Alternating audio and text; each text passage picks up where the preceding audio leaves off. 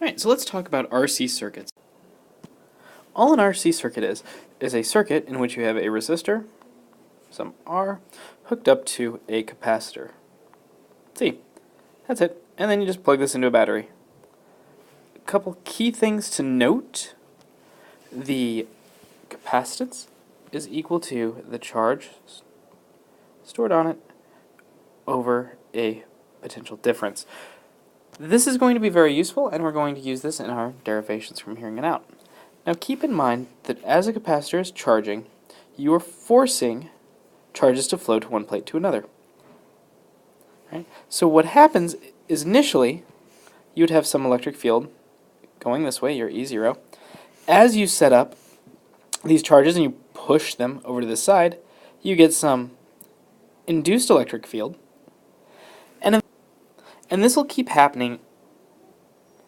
And this will keep happening until these two fields balance. In other words, the battery pushes as much charge over as it can, and then the charge that you pushed on the plates pushes back until they're in equilibrium. Now, as you can imagine, that every time you move charge over to a plate, it makes it harder for the next charge. So your capacitance, if you were looking at the charge on that plate, you would expect it to, it charges really fast, but then as the push from the charge you've stored on that plate gets more and more, you will level out.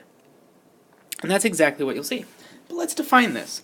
And to start with this, let's redraw our circuit right here. And we're going to call this R, we'll call this C, and our battery we'll call E for EMF. Alright. Then let's use our good old friend Kirchhoff's rules to make this loop.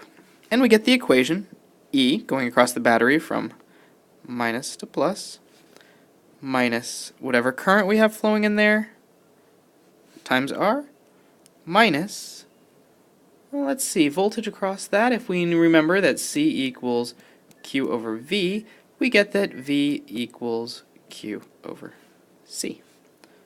Q over C equals 0 for a closed loop. One of the important things to remember is that this current right here is actually a change in charge over change in time. So we have a derivative of this quantity. Which means we need to solve a differential equation. Which is just what you wanted to do when you woke up this morning, so as luck would have it, here we are. So for starters, we know that at time equals 0, your current's going to be a maximum value, which is just going to be your battery divided by resistance. This is because there's no charge on your capacitor plates, so your capacitor isn't pushing back. Then, when your capacitor is fully charged, the charge on the capacitor is the max charge you could store, which is equal to its capacitance times E.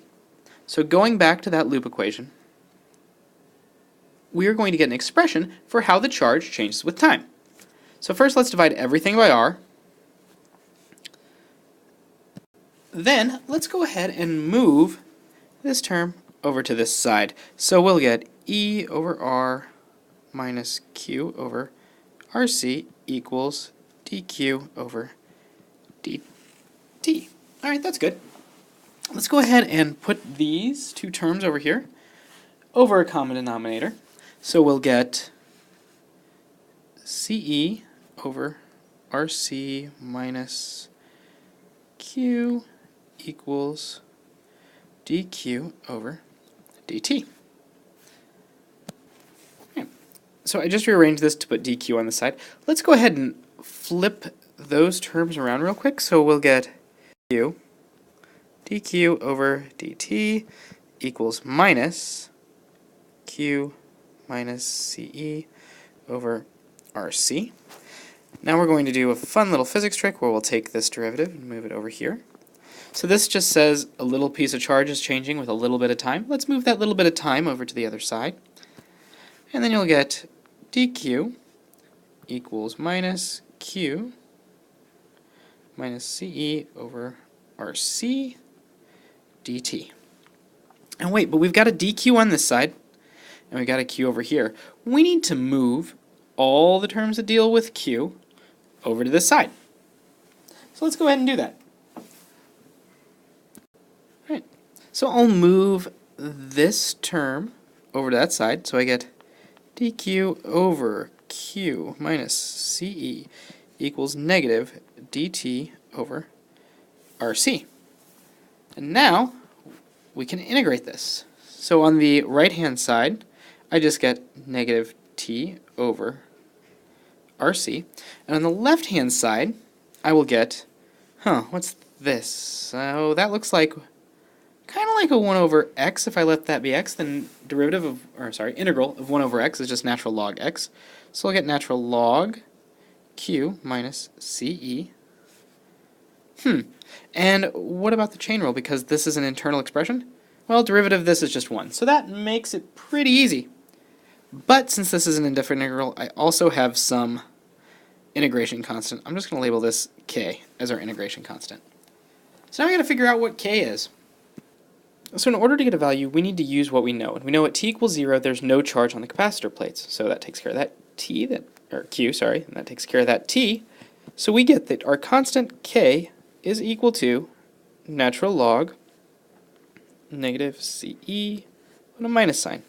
Right, so we combine this with our previous equation, negative natural log ce equals, or plus natural log q minus ce equals minus t over rc. Now keep in mind that when you have negative natural log, when you subtract natural logs, it's the same as putting whatever you're subtracting just on the bottom. So that would give us natural log q minus ce over negative ce is equal to negative t over rc. How do we get rid of this natural log? Well, multiply by e, the natural exponent, so we get q minus ce over minus ce is equal to e to the minus t over rc. This exponential right here is going to determine the shape of your curve. Or I get q minus ce is equal to ce times the exponential of e to the minus t over rc. This little factor right here is called the time constant. And that influences how quickly your capacitor will charge or discharge. Putting the finishing touches on this, let's move this term over here. I'll get q as a function of time is equal to ce minus ce over r2.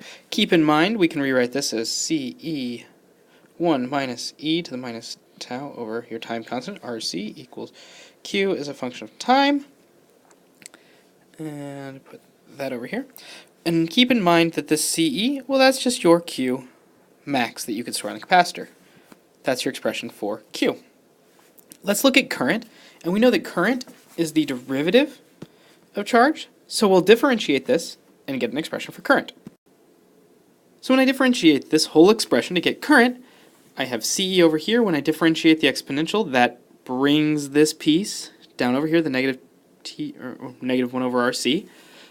C's cancel, E over R. Oh look, that's your maximum current, which is just if your capacitor is not charged at all, times this exponential function, which is exponential decay. So your current starts off really high like it should, and then it starts dropping. Now let's do an example with your charging circuit. I want you to find the time constant, max charge the capacitor hold, the maximum current the capacitor hold, and then I want you to tell me what happens after 6 seconds. What are the charge values and the voltage values on that capacitor? Alright, let's take a look.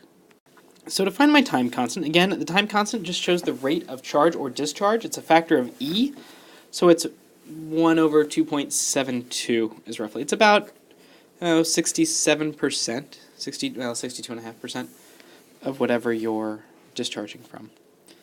So we just multiply the resistance, 8 times 10 to the 5th, times 5 times 10 to the minus 6, which is our capacitance, and we get a time constant of 4 seconds. Okay, Qmax. We know Qmax is going to be E over, or E times C, sorry, because this is just our capacitor when it's charged to the maximum voltage. So that is 5 times 10 to the 6 farads, and we had 12 volts. So our Qmax is going to be 6.0 times 10 to the 5th coulombs. And then to find our current, we know that that's when the capacitor hasn't charged any. It's just E over our resistance. So that's 12 volts over 8 times 10 to the 5th ohms, giving you 1.5 times 10 to the negative 5th amps. Now your time constants are a little bit different. Let's take a look at those formulas. So using that Q is Qmax, where my max Q is just given by capacitance times the battery voltage, equals 1 minus the exponential of the time, that's t, 6 seconds in this case because that's what I care about, divided by your time constant. Plugging in my numbers, I get the charge after 6 seconds is 4.66 times 10 to the 5th coulombs of charge. Now let's say that I want V. For my capacitor formula, I know that capacitance is equal to Q over V. Now let's rearrange this and get V. V is equal to Q over C, which is equal to CE over C. From above, oh look, if we combine this, those C's will cancel out, and you'll get your voltage at any point is equal to your maximum voltage. In this case, this is your E for the battery, times 1 minus epsilon minus T over RC. All right. And I get that after 6 seconds, the voltage across the capacitor is 9.32 volts. Where's this useful? Well, it's useful in these handy contraptions, your windshield wiper. If you adjust the time constant by flipping the switch to a different resistor, you increase the time constant, increases the charging time of the capacitor this is hooked up to, and the windshield wipers trigger when the capacitor discharges. So if it takes longer, you've got a bigger resistor, your wipers will discharge less frequently. Now when we're talking about discharging, there's no battery. It's just the capacitor and the resistor. So we start with Kirchhoff's rules. Again, note that I is the derivative of charge. Move it around and integrate. Oh look, it's natural log of Q plus some integration constant. Got to figure out what that is. And we know at time equals 0, the charge, since you're discharging, it would have been charged to its max, or some maximum value. And you get that your constant is the natural log of whatever, or minus the natural log of Qmax. Moving this around, we put them on top of each other, take the exponential, and we get that Q is equal to some Qmax, whatever your initial Q value, times an exponential of T over your time constant. So it starts off big and then falls off as a negative exponential, which you would expect. Then we look at I. Again, I is just your Qmax over RC. We get that by differentiating this. Okay, look, still falls off. Because it starts off with a lot of charge on those plates, and then as the charge bleeds off, it gradually pushes less. This minus sign, this just tells that the current is opposite from the battery. Your battery will push current one way, your capacitor pushes it the other way. And then voltage is just V naught times your exponential. Again, pushes really hard at first and then just falls off gradually. So going back to our first example that we had, let's calculate this for a discharge curve. And we're just finding the voltage. Again, since our voltage is just going to be your maximum voltage, 12 volts in this case, times e to the minus time over time constant, you get, after 6 seconds, the voltage on that capacitor is 2.68 volts. The important things to remember are just kind of the shape. So when you're charging, really easy to push charge over at first, and then it gets harder and harder. So the voltage on that capacitor starts off, there's no pushback from the capacitor. As you push charge on there, it gets harder to push back. And your current through the circuit slows down because your capacitor is pushing harder and harder. Discharging, charge falls off fast at first and slows down. Current starts off pushing really hard and then slows down. Voltage starts off pushing really hard and then slows down, just as the capacitor bleeds the charge through the circuit. I hope this is helpful. Let me know if you have any questions.